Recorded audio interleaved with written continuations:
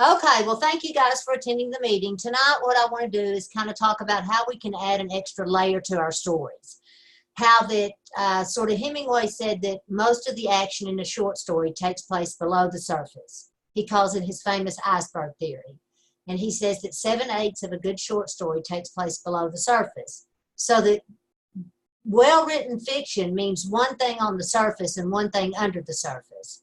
And it's often hard to say, what does this mean? What's it about? Because it's usually pretty complicated, or it has several meanings or several interpretations. And some of the problems we have when we're beginning writers is that our stories only have meaning on the surface level, and there's nothing underneath it, or the resolutions just come really easy. So, and a lot of people try to do this by using tricky mechanisms, and that's why I wanted to limit this to mainstream literary fiction. Aristotle said it best when he said, know your audience. We shouldn't have to go to any outside sources or look up any theory or this or that to understand your story. Your story should stand on its own. And unfortunately, when you mail your story to an editor to see about getting it published, you don't get to mail in a description of what it means. Your story needs to stand on its own. So you can defend your story till the cows come home, but the story has to stand on its own. So one of the things that I've tried to encourage you guys to do is know the rule before you break it. Learn how to walk before you run. And sometimes beginning writers read these books and they say, well, so-and-so does this. Well, so-and-so does this. Right. Every rule is meant to be broken. Every one of them. So if you say, Dr. Champion, can we do this? Yes. Can we do this? Yes. If it works. If it works. If you're good enough. But I think that we need to learn the rule before we break it. So I'm really, really, really advising beginning writers, and you're a beginning writer unless you've had a published short story in a peer-reviewed journal, not online by your friends or something, a peer-reviewed journal. And so beginning writers should probably stick to one point of view, third person, simple past tense, because then you don't have to think about everything else. You're not a developed enough writer yet to start breaking the rules. And it sounds like somebody just banging on the piano. Even if you haven't heard a song before, if a good piano player is playing it, you know that it's a well-written song. And you know that they're playing it well. You just know. You can hear it. But if they're just banging on the piano, you know they're just banging on the piano. It's interesting. Well, bad writing is kind of the same way. You know if they're just banging on the piano. They don't know what they're doing yet. They're trying to play, some big high symphony before they learn how to play Mary Had a Little Lamb. Okay? So I'm advising you, third person, past tense, and just one point of view. That's the simplest way. And then when you've got that down, then you can move on, okay? And here again, unless you've had a short story published in a peer-reviewed journal, you're a beginning writer, okay? So one of the things I want to talk about is the difference between a subject and a theme.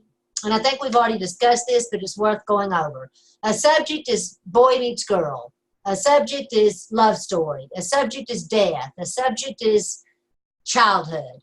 Now, to make that into a theme, you would say death is painful for those who loved the dead one. Love hurts. Being a caretaker for somebody can be an honor. Water is thicker than blood. Maybe you're going to reverse the whole idea of blood is thicker than water. So instead of just being a sweet little story about siblings, you've got a story about how really friendships and the relationships that you choose are stronger than the ones you're born with. Okay? So one example I like to give students, and I use my own life and my own stories because that's all I have. Am I the greatest writer in the world? Heck no. I'm not even that good of a writer. But I know the short story. Okay? I know I've edited several volumes. I know what I'm talking about in terms of the short story. So let's just say that I wanted to write a short story about my cat dying. That's not very interesting. My cat died, so what? So I got to add a layer to it. I got to add a layer. Something else has got to happen. Think about peeling an onion back. How the story keeps meaning something different and different every time you pull those layers back. So maybe the story's something like this lady's on vacation with her husband. And their daughter calls them and says their cat died. Well, then she's got this big dilemma whether to tell her husband or not. Should I tell my husband that the cat died? Or should I not tell my husband that the cat died? because but there's nothing we can do about it. And we've got 3 more days here in Costa Rica. What's the point? So now we've taken a short story that's about a simple cat dying and made it about a relationship. And do you tell, or what do you say? And I would build that story probably up where they have this long history of never keeping secrets from each other. And then it becomes a story about when do you break the rules that you have inherently developed in a long relationship with somebody. Because I think every romantic relationship has some kind of implied rules. And so if the implied rule was that you don't keep secrets from each other, then would this be appropriate to break that rule? So now you've got a much better story. It's not just about a cat dying anymore. You get what I'm saying? Okay, so another example would be, this is about a short story I wrote. I wrote a short story about this woman who was going to get a divorce. And her lawyer had told her, just say yes to every question I ask you.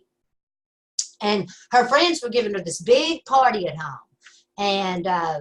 And she was so excited about this divorce. So she gets to the courthouse, and as fate would have it, she ends up on the elevator with her husband. Just she and both of them together, alone.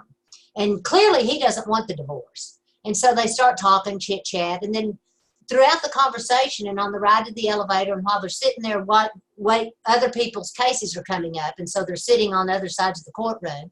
But she's thinking about him and how much she really loves him.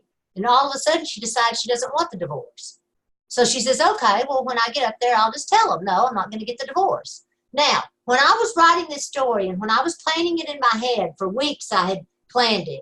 When I was writing it and planning it in my head, all along I had it where she was going to say, no, I don't want the divorce. No, I don't want the divorce. And I thought, well, wouldn't that be a clever story?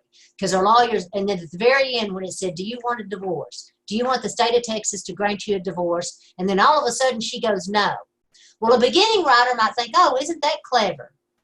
No, it's not clever. And then I got to thinking about it. All it is a short story about somebody who decided they didn't want a divorce. And that's really not that interesting. But when I got to the end of that story, it wasn't that character's nature to change her mind. She cared too much what people thought. And she didn't want to embarrass herself. And she wanted to follow through with what she had threatened her husband with. And so she let her pride get in the way.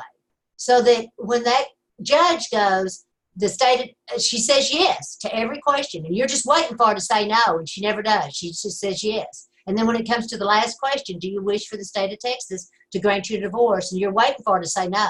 She says yes.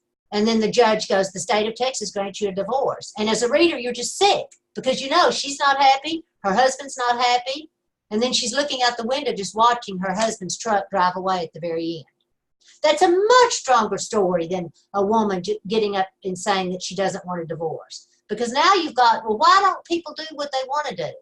Why didn't she? Good literature, if you don't learn anything else from this class, learn this. Good literature does not answer questions. It raises them, okay? Good literature raises questions. So that story raises a question. Why? Oh, no, not that. Good literature raises questions. Why didn't she do what she wanted to do? And I think that's a valid question. And it makes you think, well, why don't I do what I want to do in my everyday life? Why don't we? I'm trying to get this where it won't. Hang on, it doesn't matter.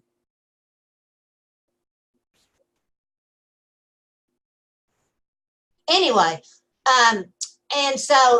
my point is that's a much stronger story if you have a layer added to it. Now you've got a story about somebody that raised a question about life. Okay, one more example. Hemingway says this too, that if you're going to write a story, make sure that you know the information. Even if you don't use it in your short story. Even if you don't use it in your short story, it is going to come up in the white space. So my daughter wrote this 300-page novel about the circus and elephant abuse. And we did years of research on it. I mean, I went back and found, I'm not talking about Googling elephant abuse. I'm talking about going back to the New York Times 1888 research, hard research that I'm trying to do. And my daughter's like, well, Mom, we just wasted all that research. And I said, no, we didn't. No, we didn't, because it's there in the white space. It's in the white space. So make sure you know and you get the details right of your story. Okay, so you want to make your story have an extra layer. You know, a lot of problems, a lot of the stories that were read for this week was that people had their resolutions solved way too easily. You know, everything was solved way too easily. In fact, Edgar, I had an idea for your short story because I thought, well, how can we get around, it was a great story in terms of the dog and it was sad, but I thought, well, how can we get around this idea of this dog's point of view, which is probably a problem. And I thought, well, if you wanted to add a layer to it, right now you've got a dog and a man who's separated. And that's sad. Yeah, okay, but you don't have any layers to pull back. That's all we've got. So what if you added another element to it? And here's an element I thought of that you could add. You could add the idea of the person who found the dog really knows who owns it, but he doesn't want to give it back to him because he's attached to the dog and he wants the dog, or he's thinking about selling the dog or whatever. But anyway, near the end of the story, the person who's got the dog gets sick and can't take care of the dog. And he really loves the dog so much. So now we're getting the whole Christ theme in there. He loves the dog so much that he decides he's going to go to the owner's house and let the dog free. And then he gets there and it's too late. So now, not only do you have the dog who's separated from its owner, but you've got a man ridden with guilt. And it teaches us, you know, don't wait until it's too late to do something. You know, he should have given the dog back to the owner much sooner. Now I've got 30 short stories to think about, so I didn't give it a whole lot of thought. I don't have the energy and time to, but that's just one example of how that story could have been raised to another level. So what you want to do is say, how can I put my short story in a shoebox and just and make it, or make it an onion? I like that analogy. And make that the outer layer is just what it's about on the surface, but if you peel it back, it's about a lot of other different things. Okay. For example, I was going to write a short story about a woman whose husband got his leg amputated, but it wouldn't be a story about that at all. That's not that interesting. So what? He got his leg amputated. That's really not that interesting. Now, when it happens to us, we think it's interesting, and that's why I usually say no dead grandmother stories, because we don't know your grandmother. We don't care if she died. I'm sorry. I'm being brutally honest. And beginning writers don't know how to handle that kind of thing. So.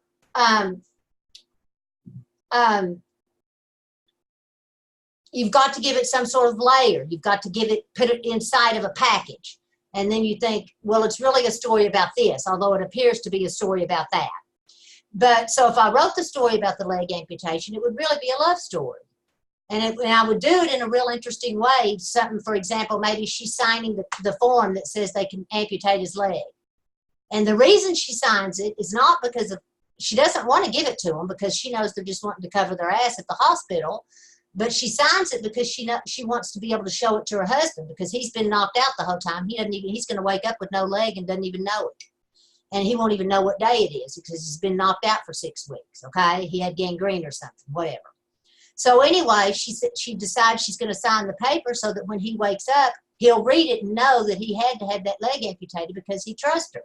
So now it's not a story about getting his leg amputated at all. It's a story about, wow, she knows that he's going to trust her so much that she goes ahead and signs the document to give the hospital permission to amputate his leg so that her husband will know that it had to be done, because he knows that she would have never signed the document had it not needed to be done. So now you've taken a simple story about an amputation, which is boring, and turned it into something much more interesting. You know, so that's what you want to try to do, is take your story and turn it into something that'll peel back into layers and be something much more interesting. And usually these ideas come to you as you're writing the story. Sometimes, not usually, but sometimes. And so what you want to do, writing is revising and editing. Go back, see what your theme is, and then go back and edit for that theme. Remember the story about the little boy who's coloring, and his mother says, "What are you coloring?" And he says, "I don't know, I'm not finished yet." Okay? So sometimes when you're writing your story, you say, "What's your story about?" "Well, I don't know, I'm not finished yet." Because just like with my divorce story, the whole time I was writing that story, I had it in my head that she was going to say, "No, I don't want this divorce." But it just wasn't working. I saw that it was going to be a much stronger story if she just went along with it. Because then remember, it raises questions, it doesn't answer them. And like the way that I had packaged Edgar's story would have made it about many different things. Now we've got a guy, you're sitting there going, well, why didn't the guy turn it in sooner? And now he's ridden with guilt. And then the dog ends up at the pound, perhaps. He has to take the dog to the pound. Now you've really broke our heart. See what I'm saying? You've added a whole layer of texture to it. So this is what I would like for y'all to do. So the way you can do this is go and read, when you're reading these stories, look at the way. The Other Miller's a great example of how you add an extra layer to a story. And so I'm going to open up the floor now so everybody can talk. So if y'all want to unmute yourselves and say something.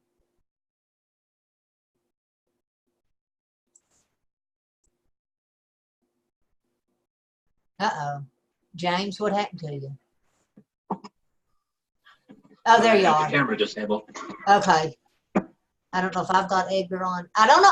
Do y'all know how to fix this screen where it'll just show one person? No? No. Okay. That's probably some kind of setting. What? Oh, up at the top right, there's like these set of 9 little cubes or 9 little squares at the top right of the screen next to the full screen. Hold on a minute. Yeah. If you click on that, I think it gives you the gallery view, which pretty much has everyone on screen. Okay, like that.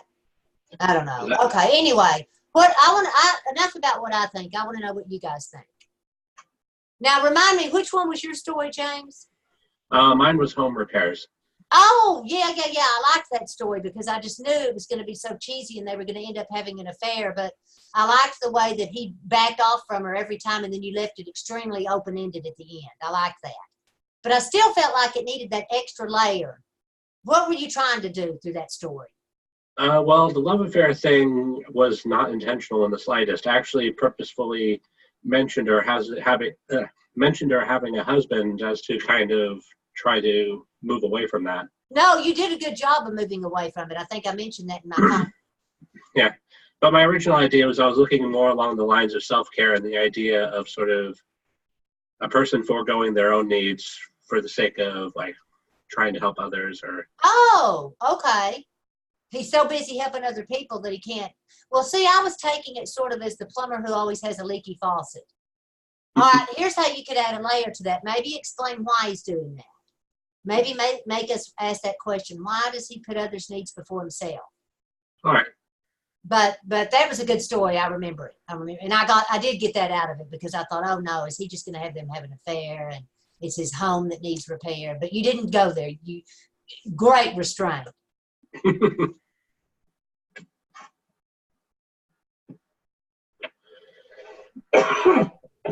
Here again, I thought the problem with most of the stories was they just tied up too easily.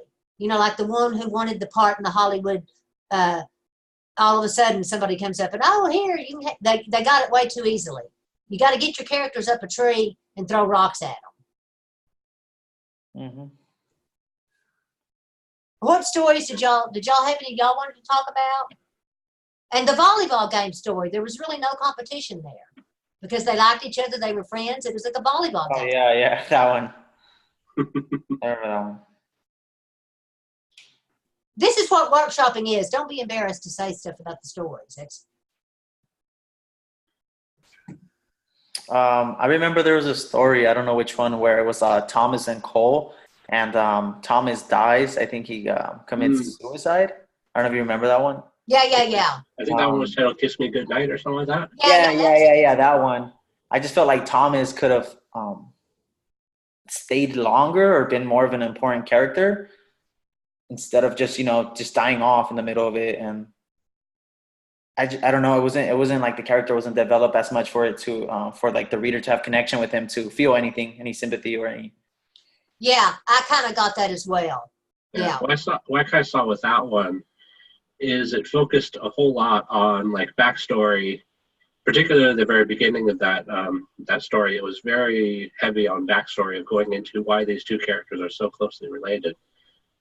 Mm-hmm. And I felt like with looking over that a lot of those details could actually be presented better if they were actually incorporated into the interactions between the characters. Yeah, Showing that these characters have a very close relationship with each other, shows some of that tension between them, rather than feeling the need to kind of fill in all that space with the backstory.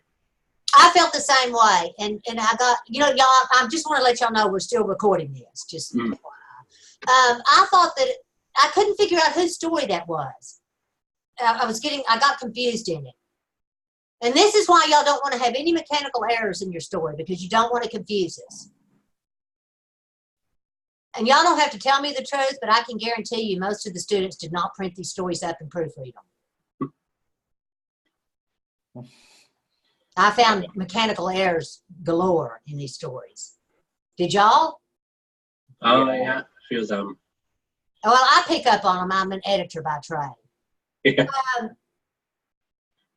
And there was that story, Colors, where she goes to that death penalty. She's a reporter, and she goes to that death. Oh, yeah. That one, yeah. I didn't feel like there was any motive for her to justice. It just didn't make sense. Why would he start crying at the end? Yeah, that one too. Yeah, when it came to it, I think what would have really helped that out was sort of like providing a little bit more detail, I guess, into the narrating character, exactly why she is following this person around. Is it literally just for reporting? I mean, that's one of the things that showed up in that story. That's a very good point. Sorry to interrupt, but that's a very good point. Yeah. And then also one of the things that showed up in that story that I think also showed up in a couple of the other stories, I can't think of any immediately off the top of my head, but was sort of the idea of this, I guess, disconnection. It was something that she was going for in that story of like this character was fixated on staying disconnected from the situation, of like trying to be objective in the matter or something like that. But introducing that kind of disconnection in a story can sometimes be detrimental, because if you have a leading character that's disconnected from the storyline, then there isn't necessarily a whole lot for the reader to latch on to. I think I saw that a couple times with some of these stories that had that sort of disinterested character. I could see how it can be incorporated really well if there is sort of a comedic element, or if there is something in the background for the reader to find interesting, or for something. That's an excellent point. Or I think if they used my rule of sort of texturing it, that's going to apply to that. That's going to fix a whole lot of problems, I think, if we learn to layer our stories, don't you? Because you're right, that disconnection, if we don't feel it, if the reader's disconnected, we're going to be disconnected. I mean, if the character's disconnected, we're going to be disconnected as well. Mm-hmm. I saw that in several of the stories as well. Very good observation. Very good, James. Thank you. I thought y'all did really good on your feedback, most of you. I just don't think y'all took the short story assignment well enough on terms of mechanics. And I think that these online classes, they'd probably let y'all get away with a lot more. Edgar, what about you? Well, I made the same mistake. I'm pretty sure a lot of people didn't print out the paper and kind of, read it out loud and fix the errors. I'm planning on doing that now in the second one, because I feel like reading it out loud, you'll know if you're tired of reading, maybe if it's a run-on sentence, or if you get stuck, or if you mumble or stutter, you'll know that sentence needs fixing. Right, and I really emphasized in the guidelines, print it up. And nobody ever takes me seriously. They think, oh, that old fart, she just doesn't understand technology. No, you cannot proofread online. That has been, that's not me, that's research oriented. And then print it up, edit, revise, rinse and repeat. Print it up, edit, revise, rinse and repeat. 3 or 4 times. And then change the margins on it so that the words fall on a different place. You following me? Because you're going to read what you think you wrote. But I can promise you, 60% of the class did not print their story up. I can promise you. I've been doing this 30 years, I know. Yeah, I'm definitely going to take up reading it out loud. Yeah. When it comes to when I'm working with my students a whole lot, that's actually something I say a lot to them is, for them to read their paper out loud. Yeah, and you can hear it, can't you? Isn't it interesting? You can hear when something just doesn't sound right. And on top of that, oftentimes people will read their stuff out loud and they'll make the corrections as they're reading something out loud without even noticing. Yeah. They'll have something that's written totally awkwardly, but they'll say it perfectly just because it's what they wanted to say with it. Yeah. Or And they'll then have you'll something go, written that they didn't really intend to, and it might be correct, but then they'll say something completely different that was actually more their intention. yeah, it's All these little interesting, things isn't like it? that. Yeah, but I think reading it out loud helps a lot. You know, the one who had the broken bone, I thought that was almost all backstory. And then one about mosquitoes. Oh, yeah, mosquitoes. Y'all Yeah. remember the definition in Stern about a bathtub story, where you're really just sitting in the bathtub the whole time telling about what happened? And technically nothing happens in the story because they're taking a bath the whole time. Technically, that was a bathtub story, the one about the mosquitoes, because he's sitting in his car telling that story the whole time. And we already know where it's ending. And with the broken bone one, we already know. Yeah. So the story needed to be more than about a broken bone, right? Did y'all get my examples I gave? Did they make any sense? Mm-hmm. Yeah, it makes sense. I don't remember A if I read beginning the broken writer bone would one think yet. a leg amputation is interesting, right? Remember, it's knowing what to write about sometimes. But it's not. It might be interesting to somebody who's had it happen, but it's not. Layer it. Add a layer.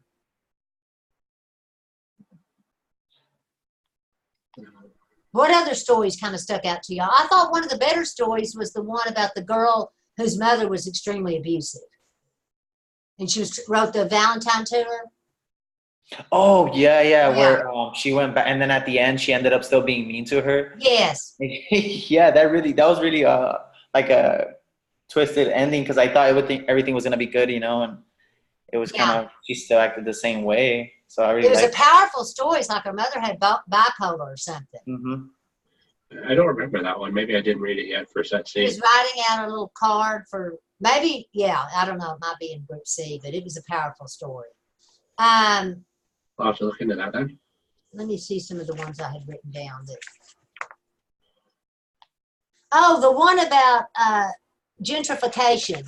The girl whose father-in-law and mother-in-law are really mean to her, and then they asked her if she turned the heater on. Yeah. Have y'all gotten to that one yet? Yeah. With that one, I liked. Thanksgiving, remember? Yeah. That story was good, except that it needed it had a lot of grammatical errors, which made it extremely difficult to read. And I'm not going to plow through them next time. I get to a bunch of them, I'm just going to quit reading because that was hard on me. But and if it was just me, it wouldn't bother me that much. But you're asking your peers to read it as well. Yeah. And I get paid for this, y'all don't. You shouldn't have to plow through this. But I thought that the change came a little bit too easily for her.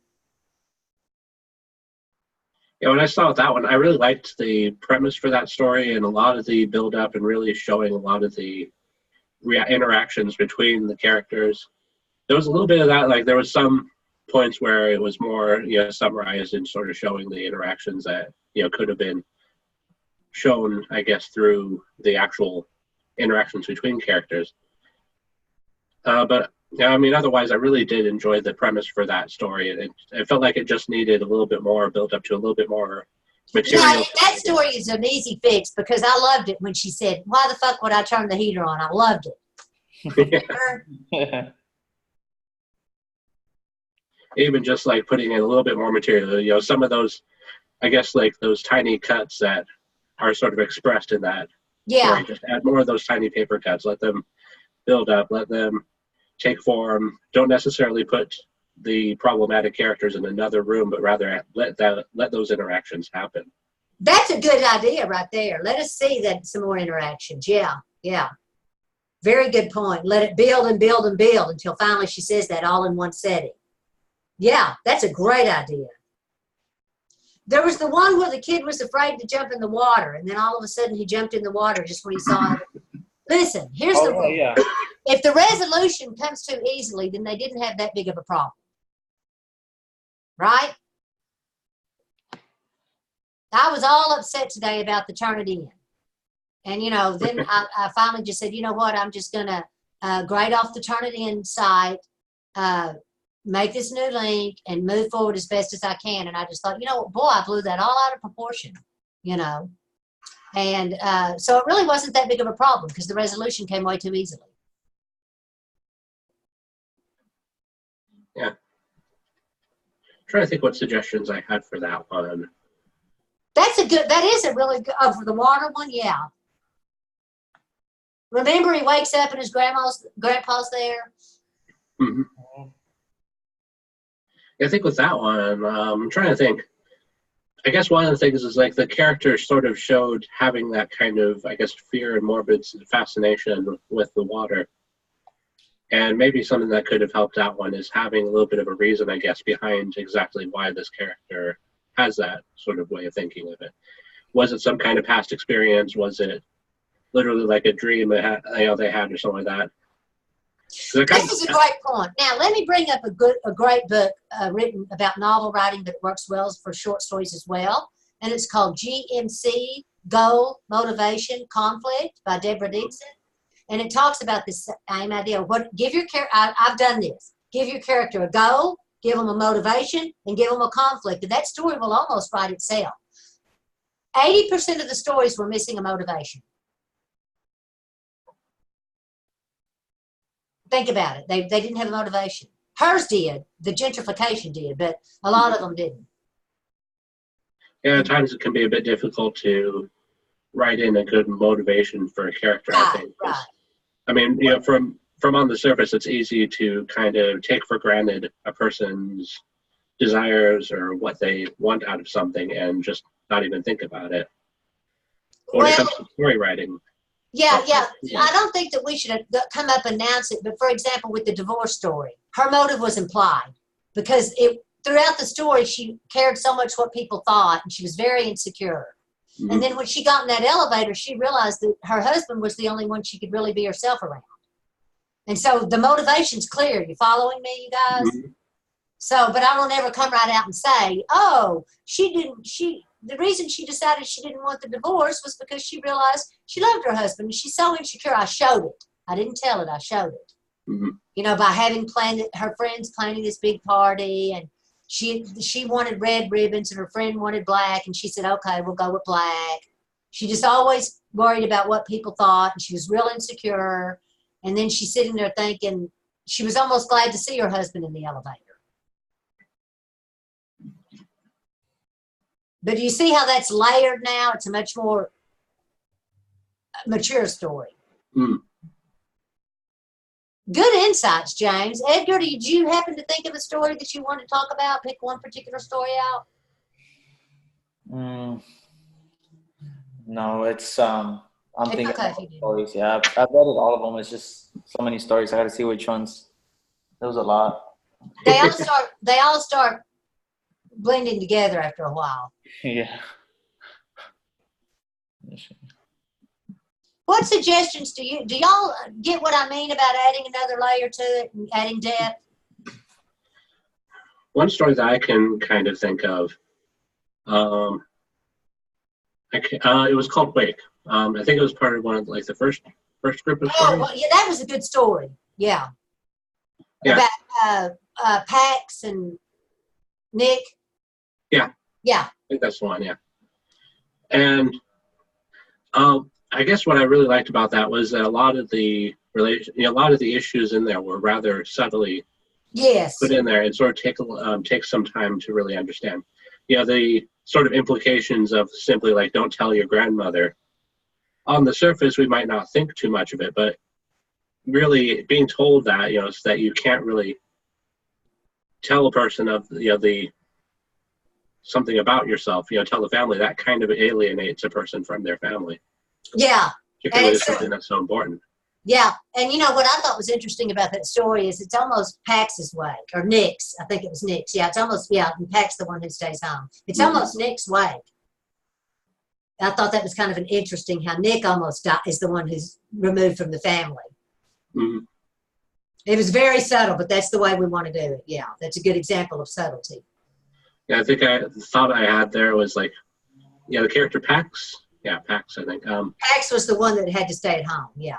Yeah, I felt like, she could have added a little bit more development with Pax because I had to like read back, or I had to read forward first and then read back to figure out exactly who Pax was because initially I didn't know if like, what relationship the two had together. It was kind of implied rather well, but it still might have been good to show a little bit more actual interaction between the two, even just in the beginning, just to show that relationship before we get into the main story.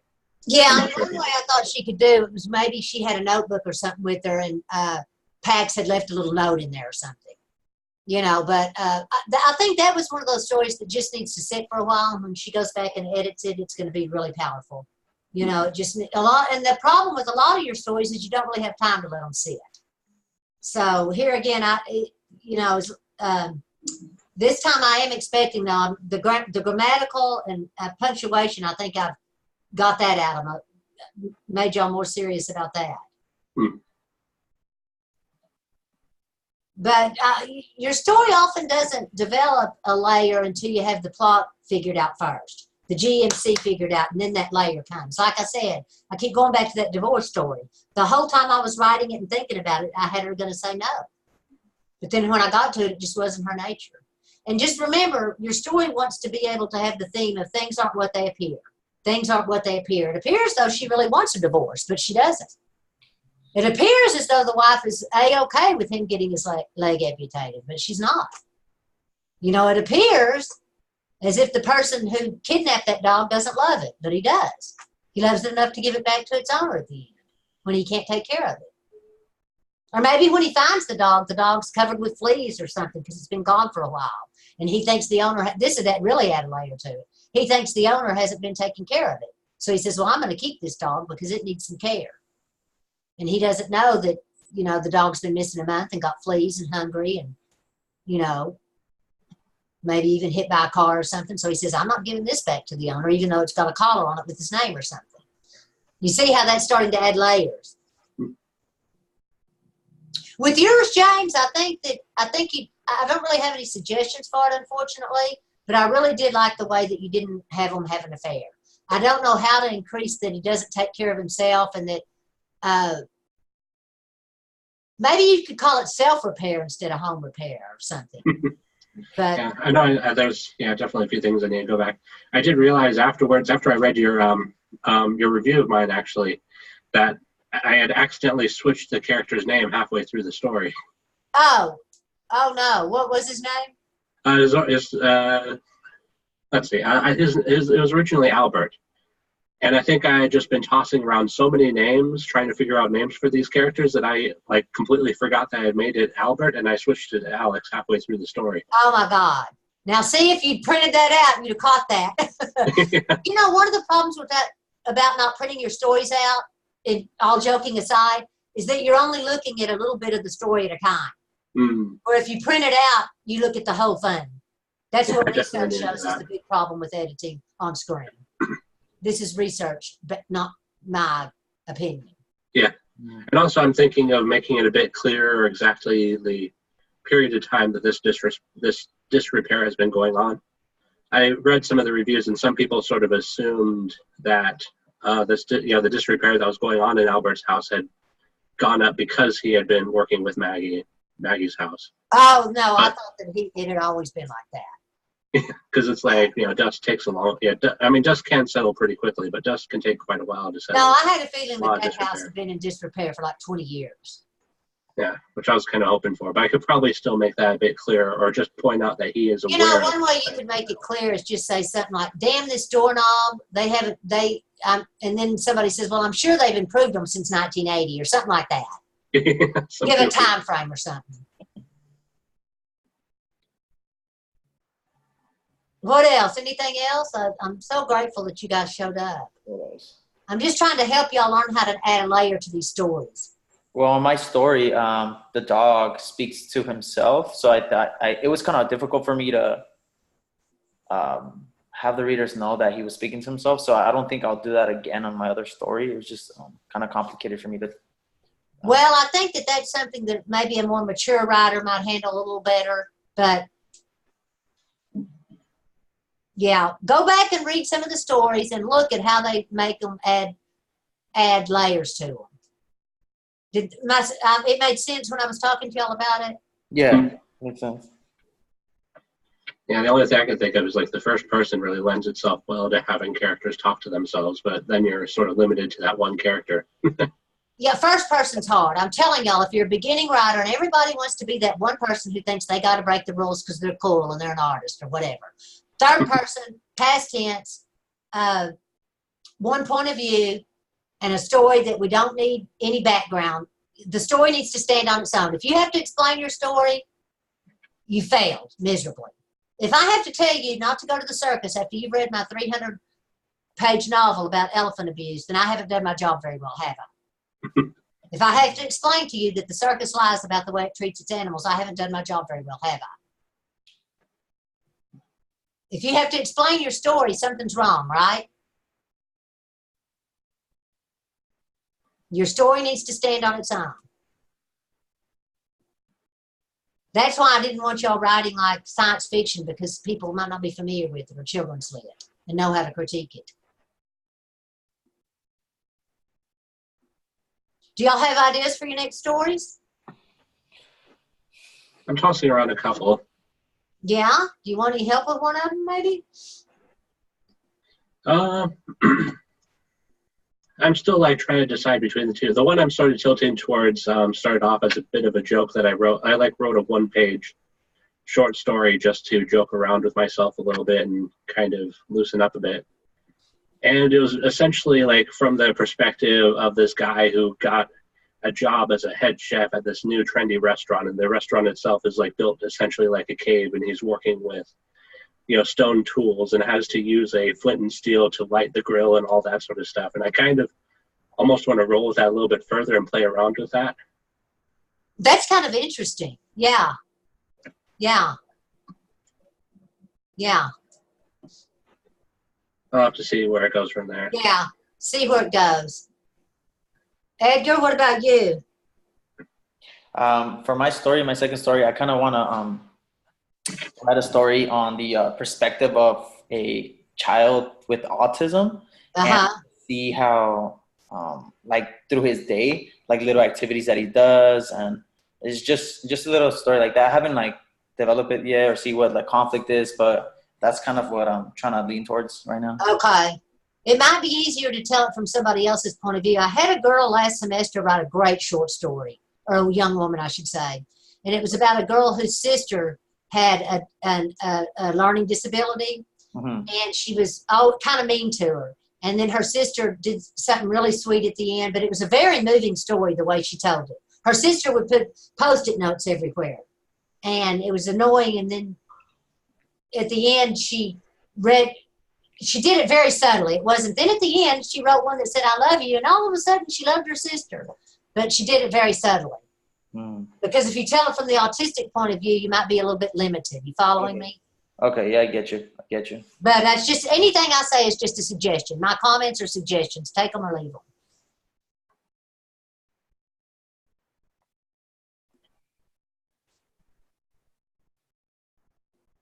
Do y'all have any more comments, questions, or testimonies? Not that I can think of off the top of my head at the moment. Well, thank y'all for attending. Don't leave yet. I'm going to stop the recording now.